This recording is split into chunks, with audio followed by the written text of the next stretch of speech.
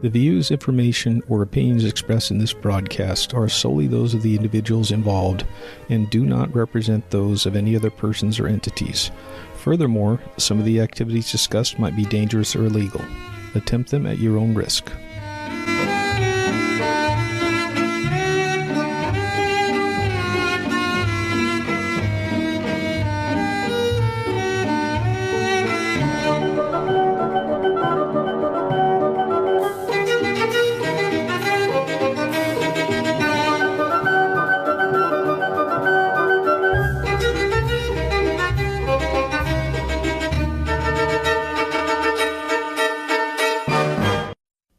Hello everyone, and welcome to another edition of The Peculiar World here on the Paranormal UK radio network. I'm your host, Jeff Davis. Hello all. Tonight's podcast will be a visit to one of my favorite Pacific Northwest haunts. This is the White Eagle Saloon in Northeast Portland, Oregon. The White Eagle is an exceptional place in terms of history as well as the paranormal. It is also famous as a rock and roll hotel and pub and is owned by the McMenamins Brewing and Entertainment Corporation, or simply known as the McMenamins.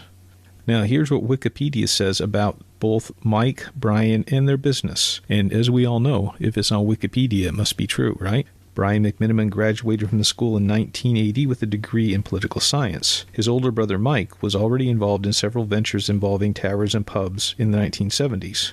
Brothers and several others lobbied the state legislature to change Oregon's laws that prohibited those making alcohol from selling it on the premises. This allowed the establishment of the brew pubs in the Pacific Northwest, well, at least in Oregon. McMenamins is a family-owned chain of brew pubs, breweries, music venues, historic hotels, and theater pubs in the Pacific Northwest. Many of their locations are in rehabilitated historic places. Not bad. In 1985, McMenamins opened Oregon's first brew pub in southwest Portland.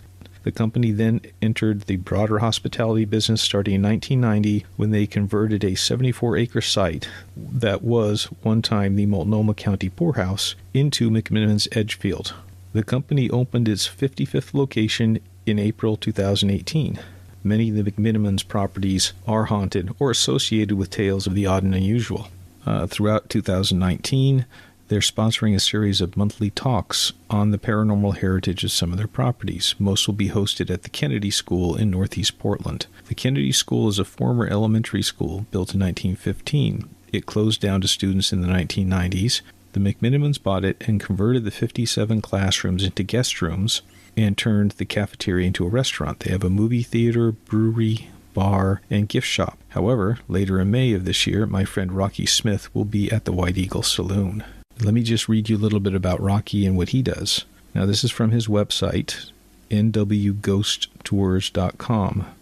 Rocky Smith, a lifelong resident of Oregon City, has become well known as a local historian and paranormal investigator. In college, Rocky worked for 3 years in the historic Ermitinger House, the oldest house in Oregon City and the third oldest house in the state of Oregon. Rocky has had many paranormal experiences over the past 20 years in the Ermitinger House, including his first experience, which was featured in Susan Smitten's book, Ghost Stories of Oregon.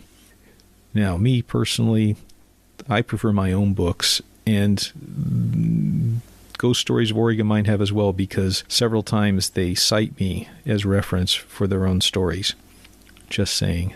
Now, Rocky started researching paranormal activity in Oregon City in 1995 and has documented close to 100 haunted places within the city. In 2006, Rocky combined his love for history and knowledge of the paranormal and founded Northwest Ghost Tours and now leads the Walk with the Spirits tour of Oregon City. His storefront is 816 Main Street in Oregon City. And again, his website is nwghosttours.com. Rocky has been featured on local radio and TV and has been asked to speak at paranormal conferences and history paranormal pubs around the Northwest. Rocky is also director of the quickly growing Oregon Ghost Conference. And if you're interested in that, it is all one word. www.oregonghostconference.com is in its 8th year now.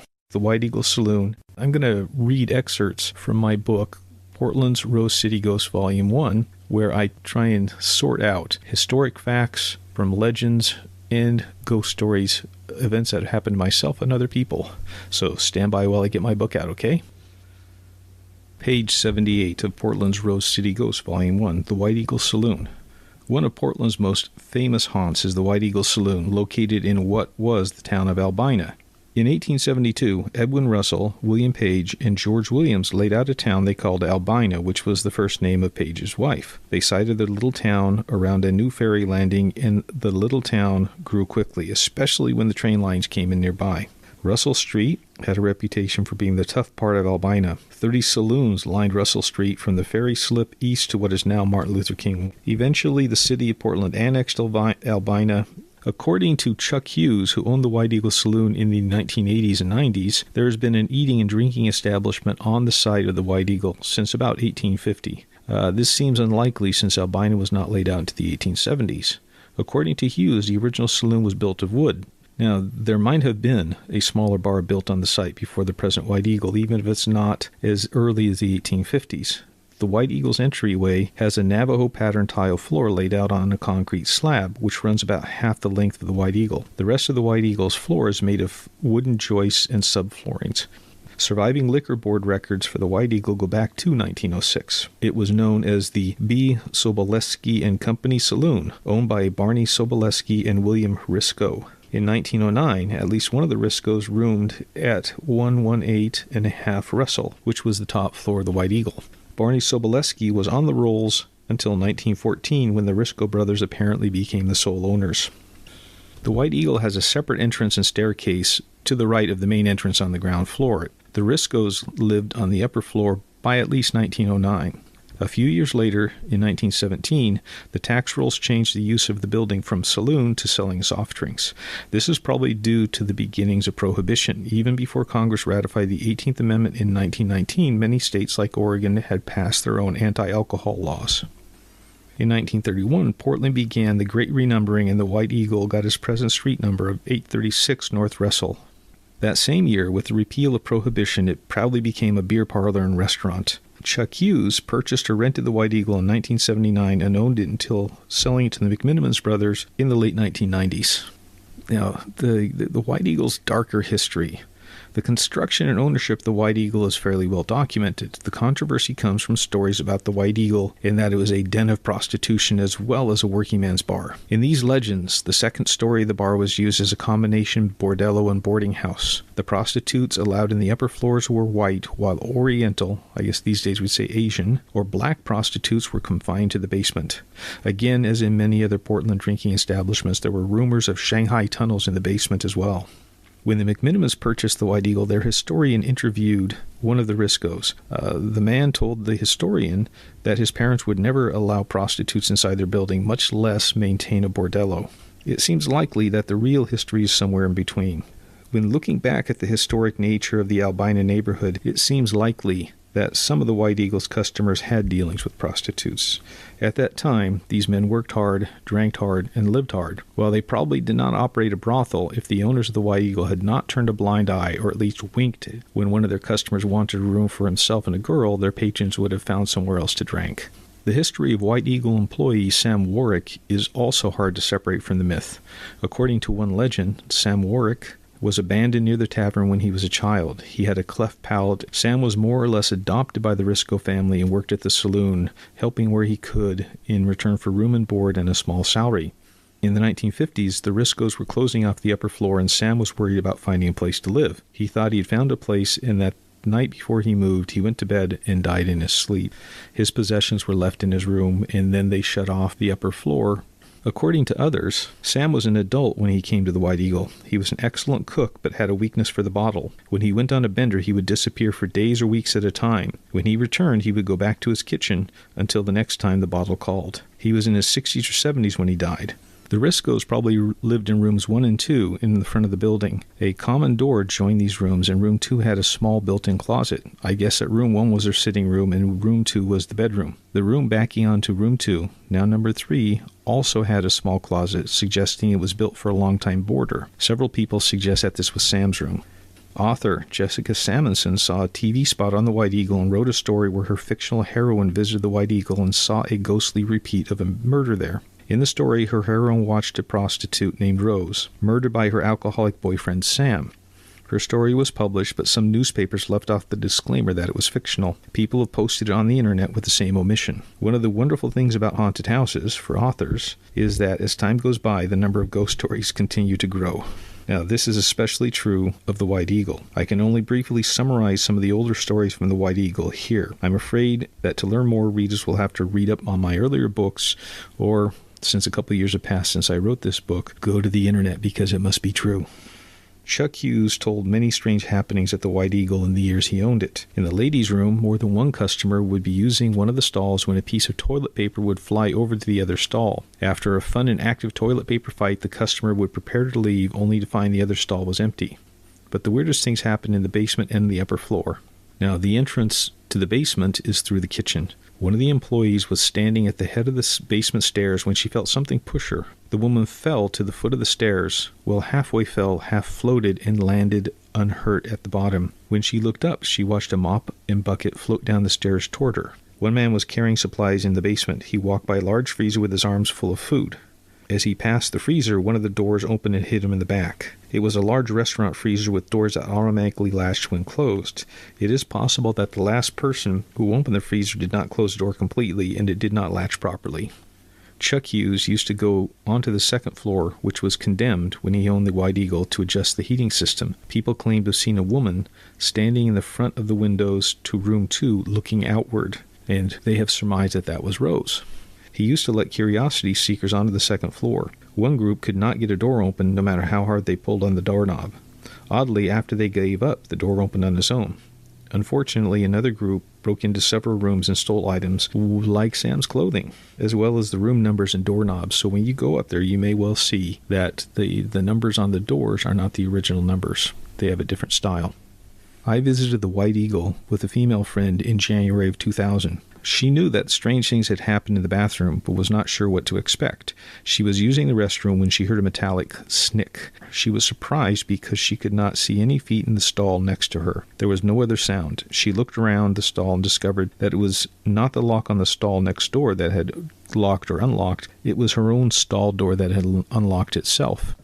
Prior to the tour itself, I had rented the upper floor of the White Eagle with some friends, and we ran a series of paranormal experiments. And in many cases, we had things happen. For instance, in room number 2, which is now called Sam's room, if you look at the door, among other things, we had a Ouija board. Yes, we did. And we seemed to get responses from Sam. Now, when the Ouija board was spelling yes and no, the tri-field meter, the electromagnetic radiation, the needle would spike when we were asking these questions and when we got responses. Outside of the rooms 1 and 2, at the head of the stairs or the stairwell, there was a cold spot that many people felt, and it was not a draft, but you could actually physically put your hand forward into the cold spot.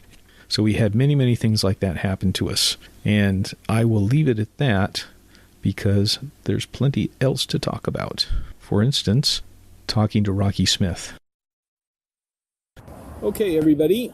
Although it's probably only been about 5 seconds or less as far as your listening goes, but it's been about an hour and a half, and I am now joined outside by my friend, Rocky Smith. Hello, how's it going?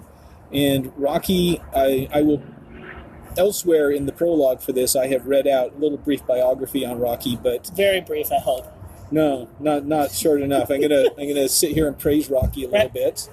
Rocky is the mastermind in a number of ways behind the Oregon Ghost Conference. Part of being the mastermind means he gets other people to do a whole bunch of volunteer work for him. That's right.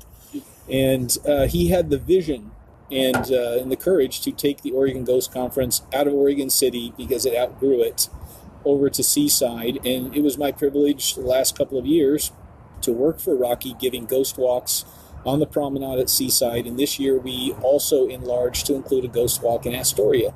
Rocky is a member of the Oregon City Advisors Council. Oh, yeah, Oregon City Commission. Oregon City Commission. And it is through his training efforts as a historian and person who loves old buildings and trains that he helped preserve and restore the Ermatinger House, perhaps the oldest house certainly the most historic house in Oregon City. Rocky and I spent a little bit of time walking through the White Eagle Saloon, and I'm going to ask Rocky, I'm finally going to shut up and ask Rocky to talk about his upcoming project there.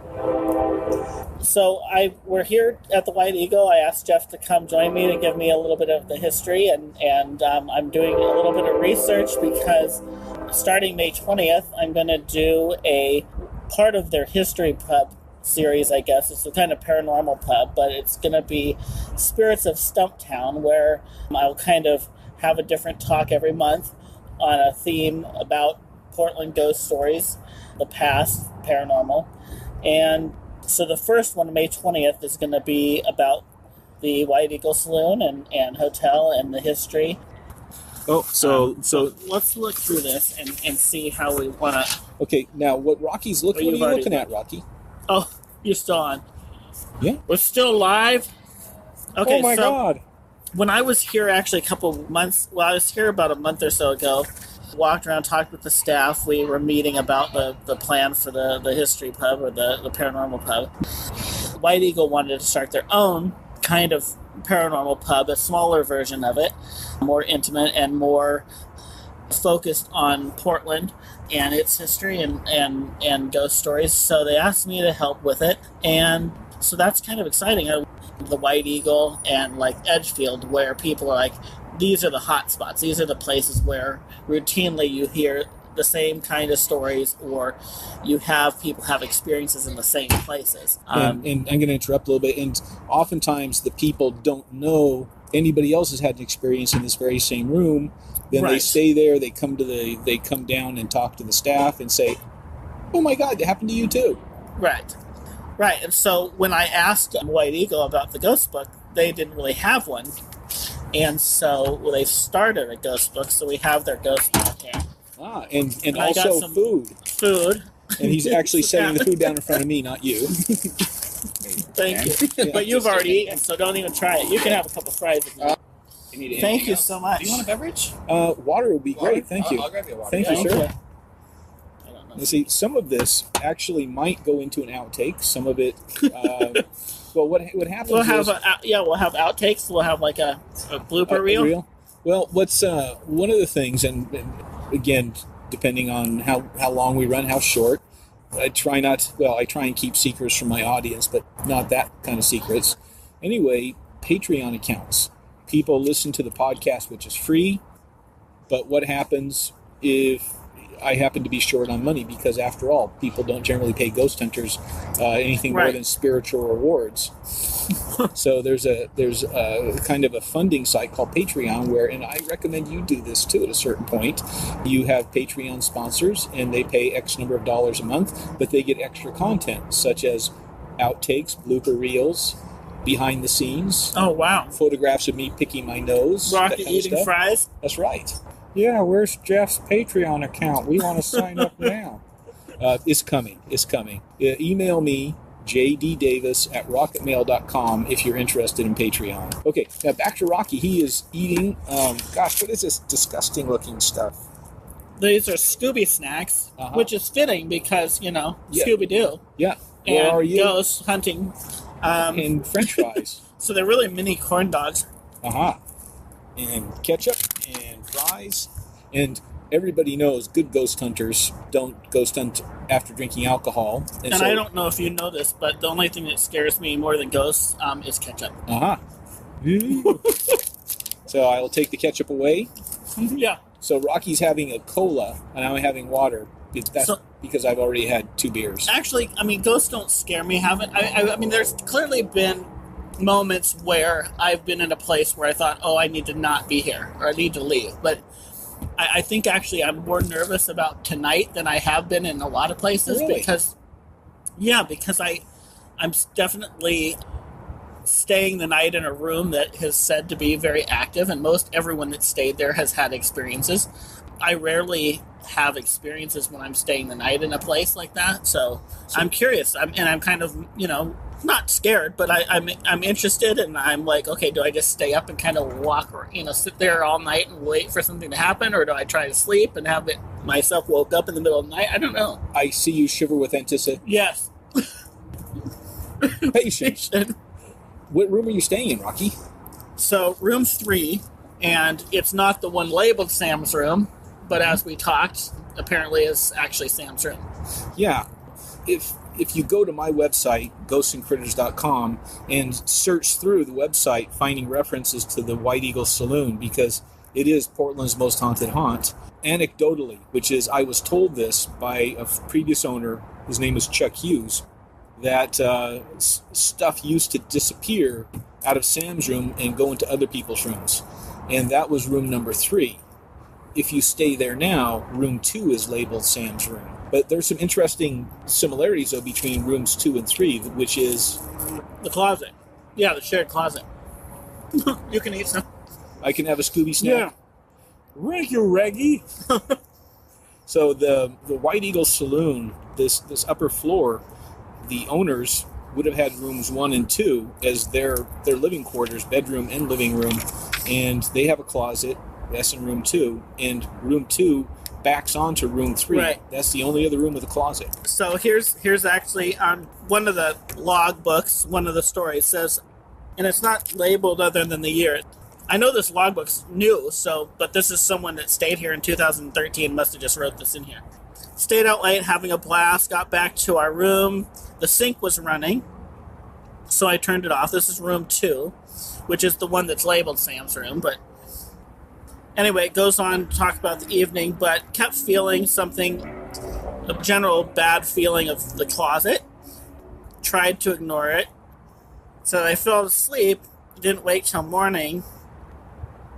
Woke up, got up several times to turn the water off in the sink. It kept on going on. Interesting. It says, whatever was in the closet was not threatening, just obnoxious. So I don't know what that means. I guess they were hearing noises from the closet. And I've actually have read that from a couple people's reviews online about hearing things in a particular closet. You were talking about that too. Yeah. When the McMinimans bought it and they were renovating the place, of course the stories were prior to the McMinimans buying it, and so they brought in a psychic, a clairvoyant, and she alerted on the closets, and the 2 closets between 2 and 3 back onto each other, and she was talking about it being a gateway somewhere. I'm going to read myself one of the stories. Okay, so you had read one, and this will give you a chance to eat. Well, what I found interesting, though, Jeff, and maybe you can talk about this too, because in just skimming through the couple stories that's here, none of them say room 3. And we talked about whether it was a deliberate putting Sam's name on the other room. Yeah. Not to throw people off or whatever, but clearly the majority of these stories are room 2. Yeah. And is that just because they've labeled that and then people, are more turned on to hearing things or experiencing things there? And that's we've set the mood for that. But and that's a great question. Then again, Sam moves. Right. According to the literature, Sam's stuff moved from room to room. And essentially he's the building, he sees it as his building, right? I mean, he sees it as his place. So he's kind of roams around. Yeah, and it was rooms 1 and 2, which are facing the street, where people saw a woman leaning out of the window, even though the upper floor was condemned. So that is supposedly Rose. And mixed in with this, and it's really hard telling when you start hitting what legend and lore as opposed to fact. Was there ever a real Rose? What do you think? Well, I have come up against, it's like almost every single ghostly prostitute seemed to have been Rose or Violet. Right.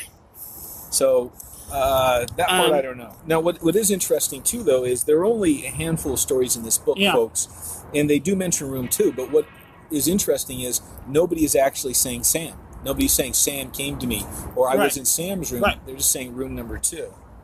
So, room 11. This was... Well, was that room 11? Or this is looks like Roman numerals to me. It could be. Dude. How many rooms are there? Is there 11 rooms? Yeah. Okay. March 27th, 2019. I was startled awake by the voice of a woman leaning just above me as I slept on the right side of the bed. The voice plaintively but sweetly said, "Babe," with an upward lilt. So be babe. And then I felt pressure on my knee something, the palm of someone pressing down while climbing on the bed and pressing around to avoid pressing directly onto my leg. It's like they're getting into bed and climbing over the person. I tried to read something that an animal was at the base of the bed tugging on my sheets or something, and then it stopped and nothing else happened. The room was silent. I'm guessing it was around 3 a.m. or 4 a.m. Somehow felt that the woman was a curly whore? Oh, curly-headed redhead, and that the whole visitation lasted about 2 seconds. I said goodbye when I checked out this morning and wished her well and thanked her for being so sweet. Interesting. Now, room 2, you and I were talking about room 3, which again I call Sam's room. And this came from being allowed to tour the place when Chuck Hughes was the owner. And years later, a friend said that he and his wife were playing kind of a scavenger hunt, in that he would leave clues and she would travel around from one store to a park, a business, and get the next clue. And she finally fetched up here at the White Eagle Saloon. They listened to music and had dinner, and then they went up to their room and they had a riotous cudgel, so to speak. And he said that they just ended and they were basking the afterglow. Then when all of a sudden the bed started shaking and banging back and forth as if somebody was maybe asking for an encore or something. and was somebody bragging about that? Maybe, but his wife got really upset that he told me, so I don't think that he's supposed to spread that much around. But you'd said something, you'd heard the same thing or something. Well, I've been researching online and people's stories and hotel reviews. A lot of people talk about the bed moving or shaking, not just in that room, but I think even in room 2 and 3. So that's, I guess, my comparison with Kennedy School is, Kennedy School, the common thread is, there's creepy children, but there's no common thread between individual rooms necessarily. It doesn't seem to be, but and aren't all children creepy? Well, yeah. Oh, I'm Sometimes. Talking to a high school art Yeah. teacher. Never mind. The teachers are creepier, though. That's the thing. So there definitely is stories that repeat that people are having that are consistent. You want to read another one while I eat some French fries? Let's see. Yes, there are abnormalities in this hotel. I've felt an extraordinary presence all around. Notice that at 0 hours, I don't know what that's mentioning. You're a military. 00 midnight. Midnight? 0000. See, I knew you'd know that.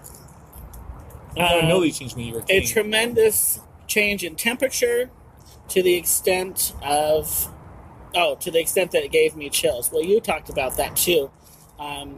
Chills and getting cold spots up there. I think you were talking about a cold spot at the top of the stairs. So that was just general. What is surprising to me, and I mentioned this just a minute ago, is Edgefield has a ghost log. They've had a ghost log for years. Mm-hmm. Kennedy School has a ghost log that's probably 30 or 40 pages full of stuff or more. And yet the White Eagle, which is supposedly, and you believe, I think you've even said you believe it's the most haunted place or one of the most haunted places in Portland, that they just now have restarted this. Because I believe they had a ghost log before, because I've read references to people reading it before and actually people sharing stories online from the ghost log. So maybe, and a couple of the staff people we've talked to here are only been here a few years. So maybe there was a ghost log that disappeared and now they've recreated a new ghost log, but it's very new. Yeah, and that's the interesting thing. At the Edgefield, in the other places, it's pretty well known. Yeah, and you're not allowed to leave the lobby with it either, because people have stolen it. They let me do it. But you're Rocky Smith. It's that hat. We have the ghost log and we're outside. But you're Rocky Smith, right? Founder of the manager and owner of the Oregon Ghost Conference. Nobody messes with you, Rocky. People do mess with me. You mess with me all the time. But you give as good as you take. That's right. And I'll read another one like this. And so, well, we also haven't talked about the basement. Yeah. This is April 12th, 2019, so it's recent. I knew what to expect. Oh, yeah. The residents are eager to be acknowledged, but can be reasoned with. Expect, perhaps, your door creaking, vivid and intermittent dreams. I had sleep paralysis. She sat on my bed. This is interesting. After ringing for entry into my door, but she can only ask for recognition. I hope she didn't hurt me, but alerted me to her pain. Don't forget her. I also notice an increase in temperature, interesting, as opposed to a cold spot, that changes in the night. She likes it hot. Me too. Perhaps forego your own central heat, ? Otherwise, spend your sleepless hours well. So, yeah. Now, yes. I'm hoping to get some sleep. Unless Sam doesn't like you. We did tour the basement. What really, in the basement, what was your kind of favorite thing or place or part? Facet, if you will. Well, it's not what it didn't live up to my expectations. Those of us that have been in a lot of basements, I've been going into a lot of the basements in Oregon City and some of the older buildings. And one of the things that I have a hard time with, especially with the underground, and I'll just say underground. I'm more comfortable saying underground than Shanghai tunnels. But in Portland, we talk about Shanghai tunnels. But in general, I think it's common knowledge that there was undergrounds in pretty much all these cities. What they were used for, whether it was gambling or drinking or prostitution, solely for nefarious purposes, So when you go into these places, I've heard so many people say, oh, well, if you go into the basement of that building, you can see where there were tunnels. Well, and you know that people that go on the Shanghai tunnels are sometimes disappointed because they're expecting these tunnels that exist, and really they don't. I mean, the connections between buildings are gone for the most part. And so, especially in Oregon City, when I've been looking at basements, is, okay, if there's a place that goes out under the sidewalk, which clearly at the bottom of the stairs here in this basement, there is a spot where you can tell it went out beyond the sidewalk. But the question is, did it just go to the sidewalk, to the street for loading, bringing cargo down into the basement, or was that actually the entrance to a tunnelway to something else? Yeah. And that's really hard to tell unless you can really look at the difference. Like if you look at the side walls of the entryway and the back wall, and it clearly is newer cement, then you're like, okay, well, there's a possibility it went beyond that. But in so many places, it's hard to tell that, and it's like, oh, well, we say that tunnel went on, but then why is the concrete on the side walls and the back wall the same? It's like there's no realistic expectation in seeing it that way to believe that went beyond it. There are no facts to back up the legends. Right. And the White Eagle is chock full of different legends, some of which don't have any basis in fact when investigated, or, and this is the bad part, there's been something here on this site, a bar or saloon, for well over 100 years. And so are we smart enough to see the changes or recognize them? There was an open urinal at the White Eagle. People have seen it in photographs, but we had to actually trace the route of the urine stream. That's very cool. And so I guess what I was saying about the basement is that little space that seems to maybe be a tunnel or a connection at one point to under the street didn't live up to my expectations of what people say. Oh, there's a tunnel underneath the White Eagle. Well, not really, but in the big vault door, right.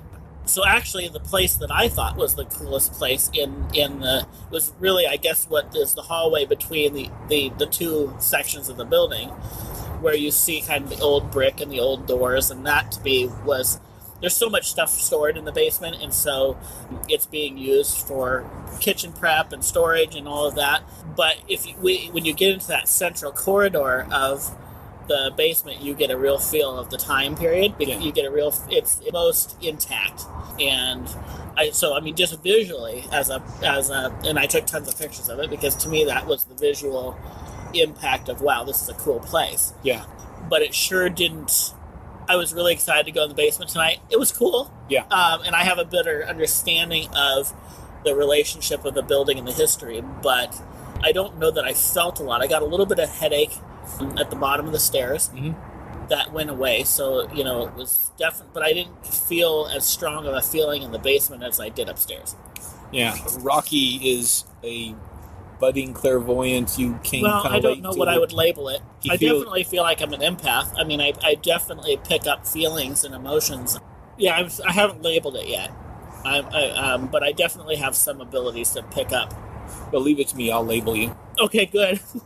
If you can't tell, Rocky and I have known each other for a few years.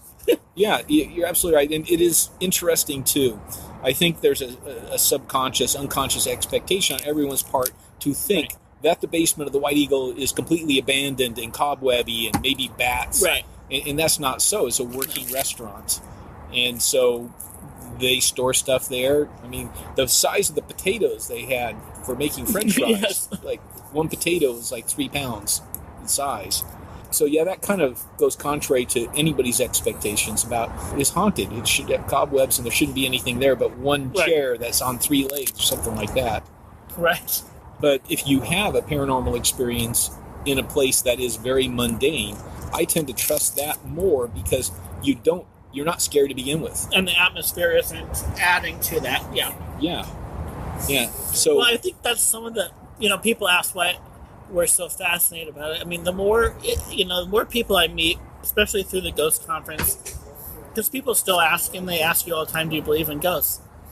I can't answer that question because I don't know what it is. I mean, and so there's so many perspectives, and everyone reads and picks up the things that they want, and so you kind of pull that all together. You were talking about how, there's the history piece, there's the folklore piece, there's the legend, there's all these different pieces, which to me are all part of the story and should all be told, but I try to, and I think you do as well, try to be very careful about making sure I know this is fact, I know this is folklore, I know this, and then, these are the experiences, and then you can kind of mix those together to figure out what you think is really happening here. And I think it's not for me to make that decision of what it really is. I can try to interpret it with my own perspective, but... Yeah, and different facets of a place's history will interest people for different reasons. Right. A 12-year-old boy will be interested in something different than a 72-year-old woman. Right. And so what pieces of that do people want to hear about the most? Because, you and I have talked many times about what interests people in ghosts, the paranormal, and to me, I've always said, it's a connection with the past. And how do we physically relate to the past? Yeah. And this ghost stories grab us, and they make it real.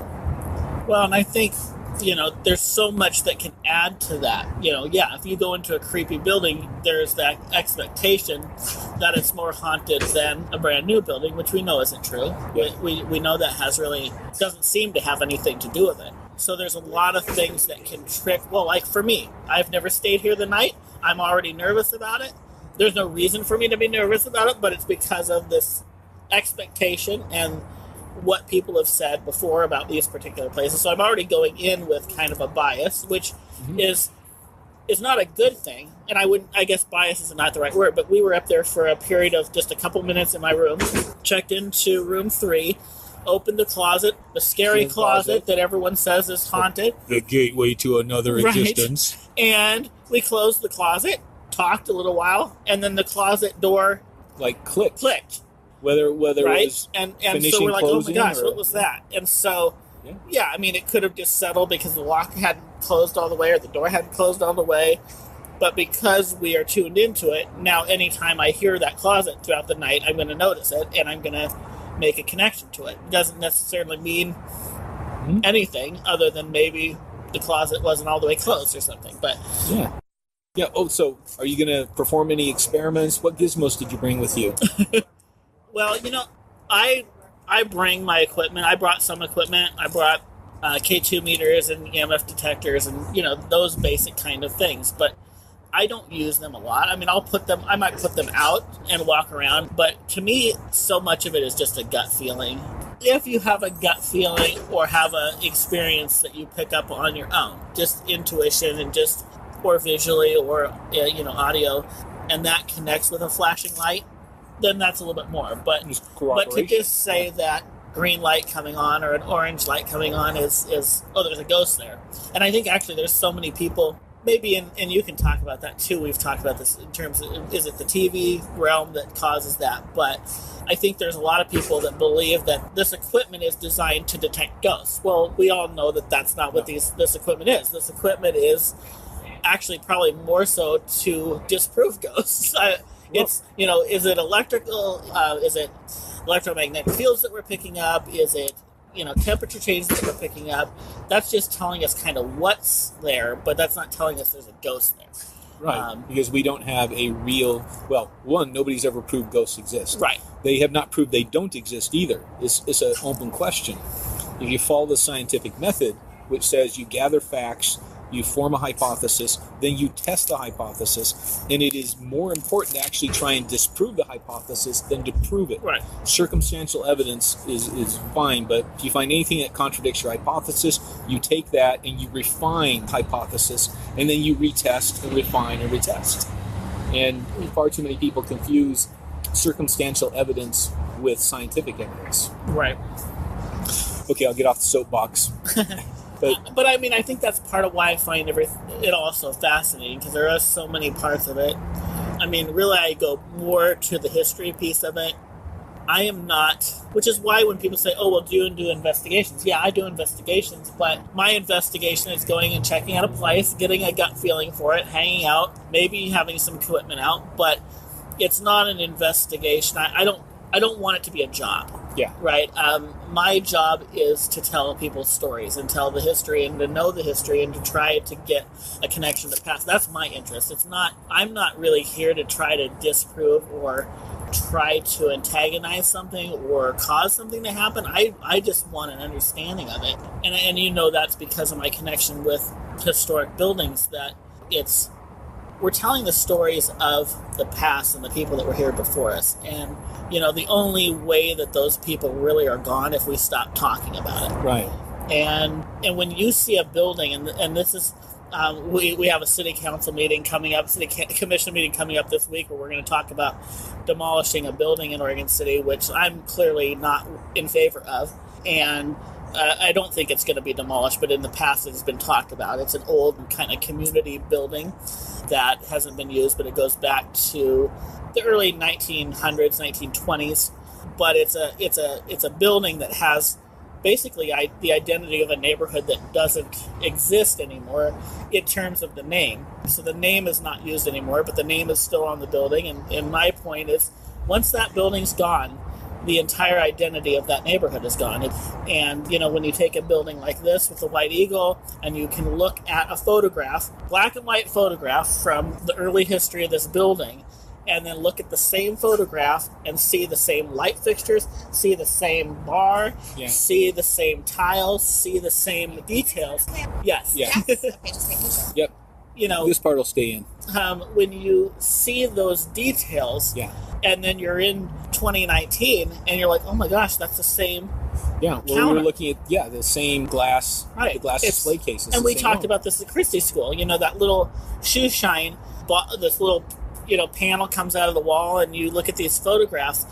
And to me, I left that event at Christie School, and kind of all these things more as a preservationist in terms of these buildings, and sometimes you have to demolish a building, but if you have to take a building down, what are the elements of that building that you want to save? Is it a particular window, a particular bar, whatever, so that even if that's displayed somewhere else, someone can still see that component, that element in a photograph. Yeah. But if you can walk into a building and see the historic photos on the wall, and you're standing in the same place, sitting at the same bar, and you can see it in the photographs, urinating you're in the just same immediately taken back to that time.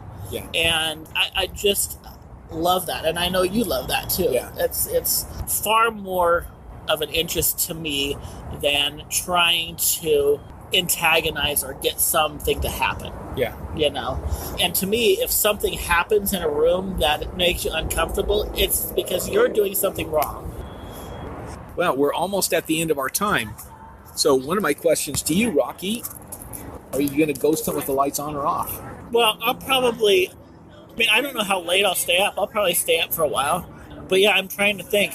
I'm pretty tired today, so I probably will try to go to sleep, but I'll probably just, lights on? Sit there and, I'll turn the lights off. I mean, a little bit of both, but when I get ready to go to sleep, I'll probably just turn the lights off and lay there for a while and just see what happens. Okay. Maybe be on my phone or something, but... Okay. All right, I'm going to... Yeah, now you're scaring me. Maybe I should leave. Maybe. But I'm going to go ahead. People are starting to come outside, and the noise level is increasing, so... Hopefully I'll be able to get back with Rocky on the phone, maybe tomorrow, Saturday or Sunday. Maybe we'll go upstairs. Yep, and find out what happened. All right, so we're going to stop for now. Are you ready to I will leave the closet. For those of you listening, it is actually 2 days after Rocky's evening in the White Eagle when we signed off, and he has come back online with me via Skype, and we're going to talk about some of the amazing, or not so amazing, experiences he had overnight in the White Eagle. So, say hi, Rocky. How's it going? It's going all right for me, at least.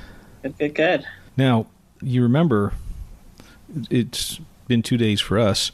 Right. We went upstairs and looked around and chatted a while. And do you remember when we were up there and there were some other people outside the room? What happened? Right. And actually, I have more to tell you about that.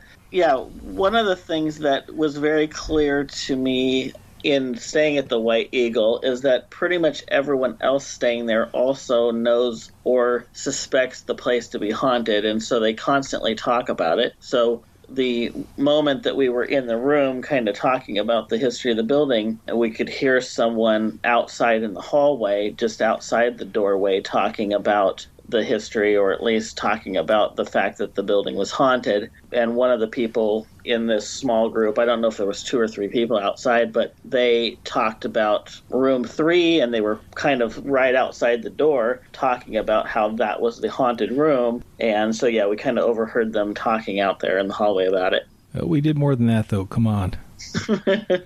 Right. So when they were clearly right next to the door, and so I shook the door. And I think, did you make a ghost sound or something? I did. And so we heard them freak out and run back down the hallway, thinking that the ghost of room 3 had shook the door. But as a matter of fact, up to that point, I don't think we had any experiences. We had the one little sound come from the closet when me and you were both there, that I will kind of write off to just being the door settling, but I don't know. What did you think? I think it's a distinct possibility, and especially if we're going to be fair to the audience and let us err on the side of caution. Well, I know that I didn't touch that door afterwards, but, it's an old door with one of the old hardware to it, so when the door shuts, you really have to push it shut to lock it, and for it to click, and I don't think it really did when we shut the door, so I think it was kind of in a place where it could settle back and forth and make that click, but I'm not sure. Yeah, 3/4 of the way closed. Right. Yeah. Okay. So as I asked you last night, or I left rather, so Rocky, did you leave the lights on or off? Actually both. I stayed up. I can't remember what time. What time did you leave? About 9-ish. So I stayed up just kind of sitting in the room. They started music back up downstairs, and so I kind of was just listening to the music from downstairs. And I would say that at some point there was a music break, and it was around 10 o'clock. So nothing had happened between you leaving and about 10 o'clock. About 10:03, I heard what I was thinking was glasses clinking together. Not just like someone was clinking 2 glasses to make a cheers or something, a toast or something, but like a bunch of glasses together clinking. Almost like when I was hearing it, I was almost thinking it must be someone carrying a tray of glasses, or maybe even a cart with glasses on it that was shaking, and you could hear it. So it was coming right from outside the doorway in the hallway, as if, room service or someone was walking down the hallway. And so I heard it, and I had I'd heard lots of people talking about hearing things happening just right outside the door in other people's descriptions of this room and other rooms. So I kind of got up, like we did when we heard the people outside the door, kind of stood up and got closer to the door and didn't quite open it. But then I heard it again. So I heard it a second time and opened the door, and there was no one there. And, you have a pretty good view of the stairway, and you have a really good view from that room all the way down the hallway. And there was no one in the hallway at all. And, even if they would have, someone was walking in that hallway carrying something, you would have seen them entering a room or see them at the hallway, but there was no one there. So that was the one experience that I had that I really can't figure out, because it clearly was right outside the door. there was nothing that I can think of right outside the door that would make that noise. That is interesting, especially you probably did or did not hear somebody's footsteps, because that's a creaky hallway too. Yeah, and I don't actually remember hearing that at all. And it's weird because if someone was actually carrying something with glasses on it, they would be walking down the hallway, and then why would I hear it again right outside the door? It didn't seem like it was moving down the hallway. It seemed like it happened twice just right outside the door and then went away. And now that I'm thinking about it, it's like, okay, is it possible that the people that we kind of goofed on, with the door came back and did something, but they were staying in the room right around the corner. So even if I would have opened the door right away, I would have heard them run back to their room, or I would have heard their door shut or something. And there was no one there. So I'm not really sure. And logic and practical joking suggests that if it was some kind of payback, they would not have stopped with just clinking glasses. They would have done something like clink glasses and then pounded on the door or something like that. This is kind of interesting later on, because I ended up staying up for, I think, probably until the music got done, which might have been 1 a.m. So, I was getting kind of tired by 1:30 in the morning, and I turned the lights off and basically just decided I was going to go to sleep. And if something woke me up in the middle of the night, fine, and I would deal with it, although I really didn't want that to happen. And I think that I probably got an hour, 2 hours of sleep, and I'm guessing around 3 a.m. It was about 3 something, and I woke up to, again, this time hearing actually footsteps or creaking of the floor out in the hallway. And, up to that point, it had been pretty calm in the hallway, and I hadn't really heard a lot of people going in and out. But that would have been fairly soon after they closed the bar. And, I heard some things out there. Well, it ended up being people staying in the hotel, and because I could hear them trying to, hush each other up, and they were talking about the haunted building, and they were kind of walking up around the hall, and it almost felt like they were just sitting outside there in the hallway on the stairs talking about the ghosts and trying to see if they could have any experiences. Eventually, I opened the door, and the reason I don't think it was them messing with me earlier was that when I opened the door, the one girl is the one that kind of freaked out earlier and was surprised that the door had opened, that there was someone actually in the room. And so we kind of chuckled about that, but then I confessed that we had been the ones that had shook the door earlier. And we talked a little bit about it, the building, but they hadn't had any experiences. And they were staying, I think she was staying in, which I think was room 2. Yeah. Either 1 or 2. I think they had a group of people that were staying in both those rooms. Yeah, and it's kind of unusual not to have something more overt, to use the word or the phrase, because if something happens, it usually happens in a very, if not large way, very, very clear that, no, don't mistake it for the door shutting on its own because it's just not tight. And, right. And we had talked, and hopefully the manager will kind of get on board with the idea of specifically having a rent the entire top floor ghost hunter night. And I encourage anybody listening to this to try and get a group together and see if you can't do that. I know that there are problems in coordination because the White Eagle staff normally don't make reservations there. Usually it goes through the Kennedy School or something, or their online ticketing. Right. But we'll see what happens. Yeah, I would like to get a group together to do it sometime this summer. It'd be fun. Mm-hmm. Well, my informal pub, we may talk about that at the informal pub to see. Usually reservations have to be made, again, at least a month out if you want to get a block of rooms. Right. Yeah, probably in the summer especially. Yeah. Well, you and I are both short on time because you got to get back to watching Judge Judy, and and they're getting ready to shut. They're kicking you out. Yeah. I'm a big fan of Judge Judy, so I like to watch that. But she's a no-nonsense person. I got to do an interview, so that's good. I mean, you've stayed there plenty of times. I would like to definitely stay there again, and I don't feel like I'm done with it. I definitely want to spend some more time in that building because you can definitely feel the energy there in that building. It's one of those things where not every single instance that someone stays there are they going to have an experience. Yeah. And especially not when they're completely looking for it. Yeah, well, the laws of mathematics suggest, laws of chance in mathematics suggest if something happens every time, something's wrong with everybody who's going there. Yeah. Great. And so we'll go ahead and kind of close things down a little bit. If people want to find you, your website, and your excellent ghost walks of Oregon City, how would they do that?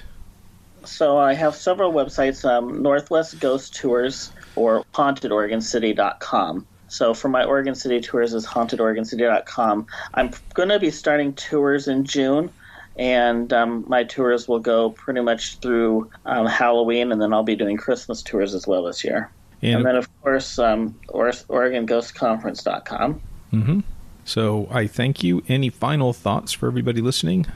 Well, I'd just like to tell people that if they're interested in the White Eagle and hearing more stories about the White Eagle, I'll be doing my talk there on May 20th, and you can get tickets from McMiniman's and the White Eagle website. Okay, I would like to be there, but I don't like you enough to pay, Rocky. I'm sorry. Oh, well, we might be able to figure that out. I was just joking, everybody. Don't take everything Jeff Davis says on his show seriously. Okay, and so with that, I thank everybody for listening. I thank you, especially Rocky, for taking the time, 2 or 3 different times for the interview. And good night to everybody. You can say good night too, Rocky. Good night. All right, bye. It seems early to say good night. I know, but this is the magic of podcasting. All right, everybody. Night. See ya. Now, final thoughts on this. Unfortunately, nothing happened to Rocky in his nightly vigil. I say unfortunately because it had such a big buildup, didn't it, in the prologue, in our discussion, and Rocky was uneasy. I suppose that Rocky himself is happy because he's still alive and he doesn't think anything attached itself to him. So that's all very good. Now, if you're curious about the White Eagle itself, please visit my website, ghostsandcritters.com. It's all spelled out one word. And if you have a search engine that allows you to search for pages, you should find a lot of entries about the White Eagle. I read you just a series of excerpts and summaries from various visits to the White Eagle Saloon and its history. If you're curious and want more, you can order my books. You don't have to, but it would be nice. In Ghost, Critters, and Sacred Places, Volumes 1, 2, and 3, I talk about the White Eagle Saloon, as well as some of the other McMiniman's properties, such as the McMiniman's Edgefield, the old poorhouse, and the Kennedy School. So think about that. You can visit the McMiniman's website at mcminimans.com. I'll let you try and find it. And you can visit Rocky Smith at Northwest Ghost Tours, nwghosttours.com, but it's all spelled out one word. I hope those of you who have a yen to travel from across the world can make their way to the Portland, Vancouver area. And for those of you who live within the Pacific Northwest, hopefully this will give you some ideas about places to visit for UFOs and the paranormal. And on that, a happy good night.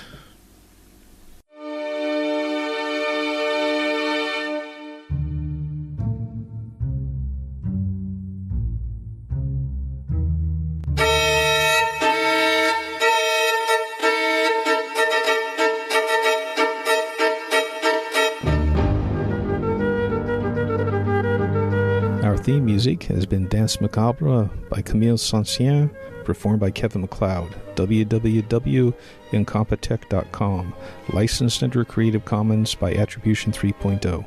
Thank you for listening to The Peculiar World here on the Paranormal UK Radio Network.